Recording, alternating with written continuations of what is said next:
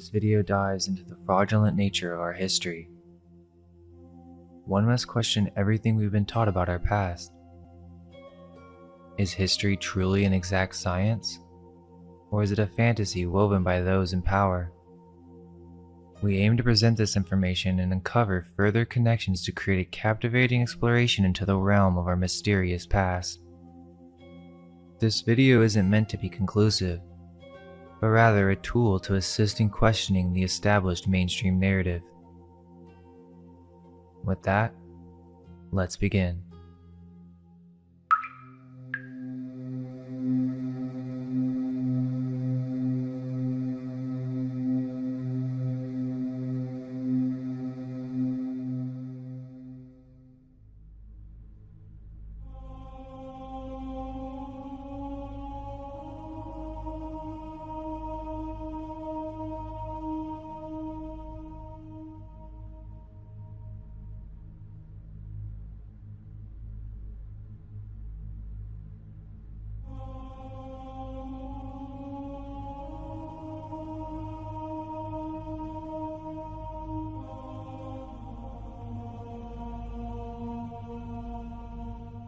What is history? Do we really know our history? Growing up, we're led to believe that history is an exact, absolute science of the past. From ancient Sumeria, Egypt, Greece, and Rome, to the Middle Ages and the Renaissance. Academic textbooks, museums, insider archaeology, and Hollywood have created the current aesthetic of history that we're all familiar with. They will have us believe that we know everything about human history. But how do we know this is the case? Because these so-called experts say so? How can we be so sure that this supposed science of history is accurate? It is only when we review history from that standpoint that we will begin finding many plot holes and inconsistencies in the narratives that we're told. In order to build upon this, we must first discuss the nature of history and chronology itself. Many who have come with automatic emotional reactions to this question are operating from the default programming that we've been given.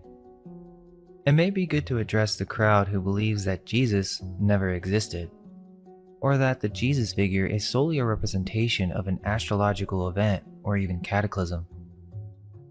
These are all fair considerations that will be addressed as we proceed.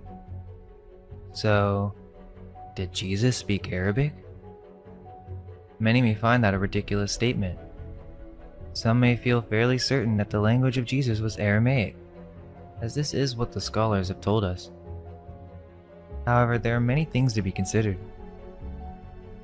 What really is Aramaic? Did the events of the Bible really take place in the time that is presented to us? Who were the real Romans? And why was history erased and rewritten? Many people believe Jesus was born in Bethlehem around the year 3 CE, or the year 0 CE, or before Common Era. But what if I told you this Common Era doesn't span over the course of 2,000 years, but in fact began only 1,000 years ago, and that Jesus was on earth during the Dark Ages, the time in which the New and Old Testament of the Bible were being written in the new languages that were forced upon an Arabic-speaking European populace? Sounds crazy, right? If Jesus really did exist 2,000 years ago, then why did Renaissance painters decide to paint biblical figures within their own time period? Once or twice, you could say it's just a coincidence. However, we can find hundreds of examples that truly seem odd, for obvious reasons, like how the biblical subjects from these paintings were painted within scenes depicting Renaissance-style architecture, and also wearing garments indicative of a time period 1,000 years after they were alive. Was it really just up to the artist's imagination?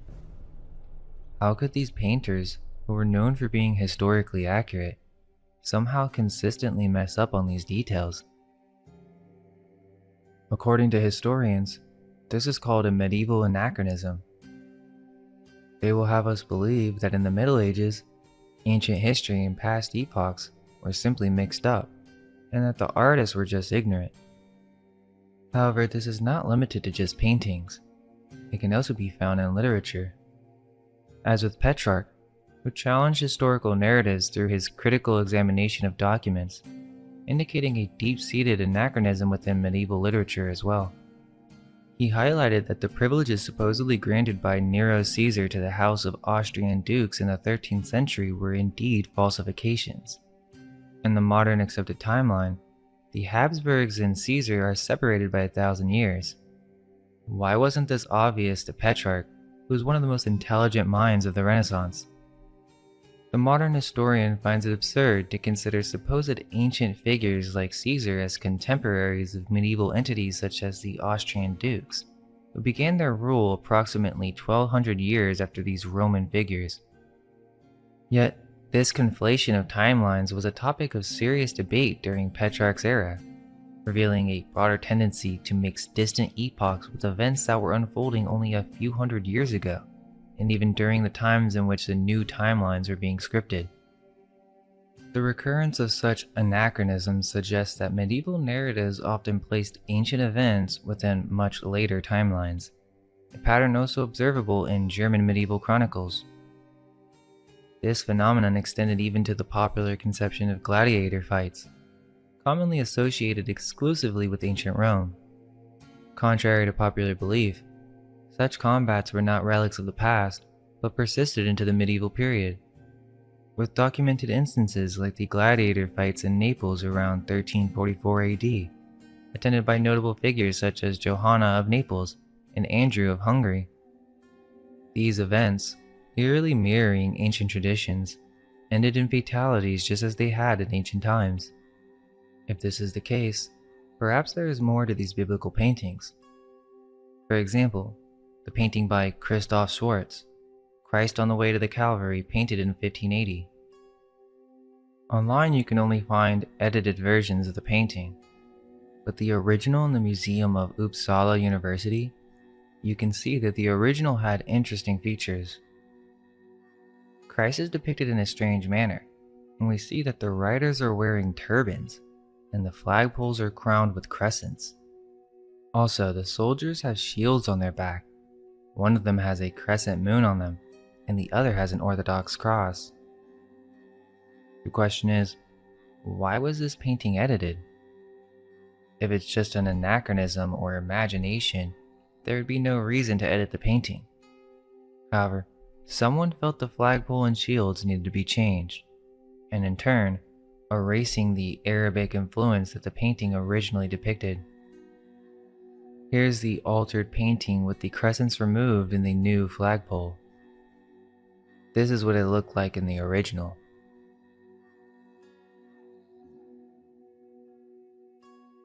There are many anomalies within these Renaissance paintings, and this is only the surface. Another strange occurrence is with the Three King paintings. There are several examples of the three kings arriving to visit Christ, and one of the flags is a crescent. Is this referring to Islam? But how could that be possible? In this one from 1460, there are also medieval castle-like buildings in the background and medieval ships. Now some may argue that a crescent alone is not really that suspicious. Perhaps it's just some type of heraldry or artistic liberty.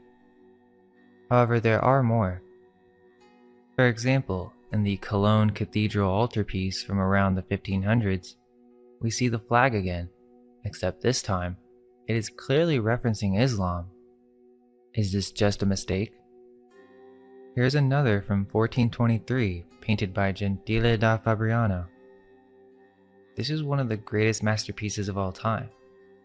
We can see a large group of people have come to see this event, and on one of the horses is a golden crescent moon. But that's not all. The Virgin's halo has Arabic writing on it. What is that doing there? We will cover this further in a later section. Here's another painting from the 16th century by an unknown painter. Apparently in the middle of the 14th century, they just made up coat of arms for the Magi. But why would they need to do this if the Magi existed in biblical times 1300 years prior? what if these weren't made up by an artist, but rather an accurate depiction of the coat of arms for the Magi that were existing during the time of Christ's true birth in the Dark Ages? It's not just the three Magi. This is an engraving from the 15th century Florentine chronicle. We see the biblical Joshua, who lived long before the birth of Christ, depicted as a typical medieval knight. The city is supposed to be Jericho, which Joshua is assuring. We can see that there are Christian crosses visible, with some questionable architecture. Then there are the Annunciation paintings, almost all of which depict the Virgin in a medieval environment, reading from a book that should not have existed during her lifetime. There is a Bible from the Gutenberg Museum that showcases an Old Testament army with cannons. It would seem that the medieval artists were not aware that these weapons were not supposed to exist during those times. It would seem that these artists believed that Jesus existed during the medieval ages. Here's an interesting painting that shows a rifle next to Christ. And there are countless amounts of these paintings that show biblical figures in medieval armor and clothing. Are we to believe these are all due to ignorance? So when was the birth of Christ? Mainstream history will have us believe it was 2,000 years ago. Let's also keep in mind that Jesus marks when the timeline was reset. Anything before is before Christ. But the question is, why does this event signify a new historical timeline? It wasn't until the 16th century that we began to get a continuous chronology. Most of the time, people could only date events a few centuries prior. One of the first to lay the foundations of chronology was Eusebius Pamphilus during the 4th century AD. However, there are many issues with the dates, and the originals only exist in fragments. Everything else comes from St. Jerome in Latin. It wasn't until the 16th to 17th century that we got our modern timeline from the works of Joseph Scaliger and the Jesuit Dionysius Petavius. This is where we get our mainstream history. Questioning the Scaligerian chronology is also not a recent phenomenon. Doubts about the traditional historical timeline date back centuries, as several prominent scholars and thinkers have long voiced concerns over its accuracy. Notable skeptics include the Salamanca University professor de Arcija, who argued in his works that the history of the classical age was actually concocted during the medieval period. Similarly, Jesuit historian John Ardouin believed that much of the classical literature that we know today was produced in monasteries in the 16th century. German scholar Robert Baldauf, through rigorous philological analysis, posited that not just ancient history, but the history of the early Middle Ages too, was largely a Renaissance fabrication. In the English-speaking world, Edwin Johnson critically evaluated the Scaligerian chronology, suggesting that historical events such as the Argonauts' voyage occurred much closer to our time than traditionally believed. Even Sir Isaac Newton, the eminent scientist, also embarked on a significant revision of ancient chronologies. He argued that the events of ancient Greece and Egypt happened much later than recorded, proposing that the timeline should be shortened by hundreds, if not thousands of years. Thus, the critique of Scaliger's chronology has deep historical roots, involving a diverse array of scholars who have variously challenged the authenticity and accuracy of our accepted historical timeline. The Scaligerian timeline was created based on numerical information collected from the Bible and astronomical calculations. During the 16th century, the creation of the world was also used as a starting point for dating of events. However, one miscalculation would mean errors consisting of hundreds or thousands of years. There are many different variations on the date of the creation of the world, and had been the subject of debate for centuries. There were up to 20 different variations of this exact date of the creation of the world, with a range of up to 3,000 years. All other events in history were counted based on this date, which if the date were wrong, would displace all the other events on the timeline by a significant amount. Some are hesitant to embrace that Jesus of Nazareth walked the earth, opting instead to view him as a metaphor for celestial phenomena or cataclysmic events. Yet this perspective overlooks a crucial aspect of historical integrity. By questioning the existence of Christ, one inadvertently challenges the very fabric of our mainstream historical narrative. Consider the testimony of several pivotal figures from antiquity, whose accounts validate the life and impact of Jesus. Take for instance Tacitus, one of Rome's greatest historians. In his seminal work, Annals, he chronicles the execution of Christ under Pontius Pilate during the reign of Emperor Tiberius. Tacitus's reliability and detailed approach to historical documentation lend substantial credibility to his accounts, positioning them as foundational text in Roman historiography. Further corroborative evidence comes from Flavius Josephus, a Jewish historian who penned Antiquities of the Jews. Despite his Jewish heritage and non-Christian biases, Josephus mentions Jesus in a manner that supports the New Testament narratives, referring to him as a wise man and a doer of wonderful works. His writings serve as a critical non-Christian source that acknowledges Jesus' existence. Moreover, Pliny the Younger, a Roman governor, provides a bureaucratic glimpse into how early Christians revered Christ. In his letters to Emperor Trajan, he discusses the treatment of Christians, noting their worship of Christ as a deity. Even the Talmud contains passages that some scholars believe refer to Jesus, offering a perspective from a distinctly different cultural and religious context. Suetonius, another esteemed Roman historian, touches upon the early Christian disturbances in Rome, instigated by one Christus. Some scholars interpret this as a reference to Christ, which aligns with biblical accounts of early Christian evangelism under hostile conditions. Lastly, Lucian of Samosata, a Syrian satirist, mentions Christians and their worship of a crucified leader. His satirical work indirectly attests to the profound impact Jesus had on his followers, shaping their beliefs and practices. These historical testimonies, spanning various genres and originating from authors with diverse backgrounds, collectively suggest the existence of Jesus. Now, that's not to say that these authors are telling the truth or that they even existed. However, to dismiss Jesus as a non-historical figure is to undermine the credibility of numerous historical documents and the very scholars who penned them. It suggests a conspiracy of silence and falsehoods that transcends cultures and centuries. For those who consider history a reliable witness to the human past, the denial of Christ's existence is not merely a rejection of religious doctrine, but also a dismissal of the historical method itself. Thus, if you're an agnostic who denies the historical existence of Jesus, you must also question the integrity of the mainstream historical timeline we have been entrusted with. For the purposes of our discussion, let's proceed under the assumption that Jesus indeed existed.